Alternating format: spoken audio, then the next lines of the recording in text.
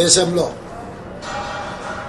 దళితులు, గిరిజనులు, ఆదివాసీలు, బలహీన వర్గాలు, మైనార్టీలను దృష్టిలో పెట్టుకొని ఆనాడు డాక్టర్ బాబాసాహెబ్ అంబేద్కర్ గారు ఒక గొప్ప రాజ్యాంగాన్ని మనకు అందించడం జరిగింది. ఈ రాజ్యాంగం ద్వారా సంక్రమించిన ఎస్సీ, ఎస్టీ, బీసీ, మైనారిటీ రిజర్వేషన్లు విద్యా, ఉద్యోగ, ఉపాధి అవకాశాలలో వాళ్ళ అభ్యున్నతి కోసం కృషి చేస్తూ ఈనాడు వీళ్ళందరూ కూడా డాక్టర్లు, లాయర్లు, ఇంజనీర్లుగా, ఐఏఎస్, ఐపీఎస్లుగా రాణించి ఈ దేశం యొక్క ప్రగతిలో వాళ్ళు భాగస్వాములుగా ఉన్నారు. ఈరోజు భారతీయ జనతా పార్టీ దేశంలో 400 సీట్లు సాధించడం ద్వారా రాజ్యాంగాన్ని మార్చాలనే కుట్ర చేస్తున్నది.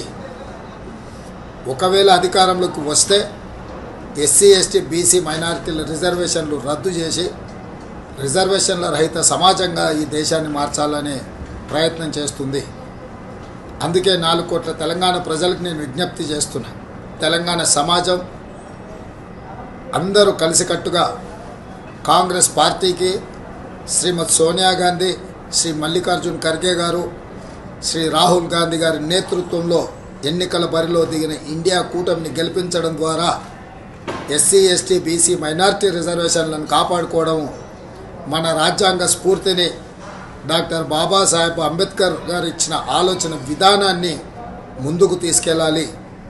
కాబట్టి మిత్రులారా, మీరందరూ కూడా కాంగ్రెస్ పార్టీకి అండగా నిలబడి 13 తారీఖు నాడు జరగబోయే ఎన్నికలలో కాంగ్రెస్ అభ్యర్థులను గెలిపించాల్సిందిగా మీ అందరికీ నేను విజ్ఞప్తి చేస్తున్నా.